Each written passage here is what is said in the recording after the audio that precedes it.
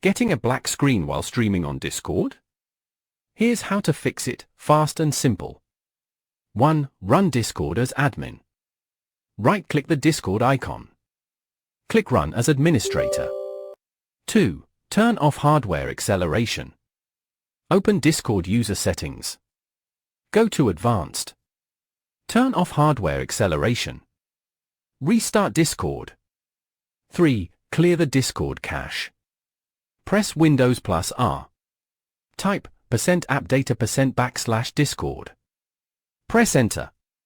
Delete cache, code cache, and GPU cache folders. Restart Discord. 4. Use windowed mode in your game. Set your game to windowed or borderless windowed. Avoid full screen, it can cause black screen in Discord. That's it. Your Discord stream should now work with no black screen. If this helped, drop a like and subscribe for more fast fixes. Thanks for watching.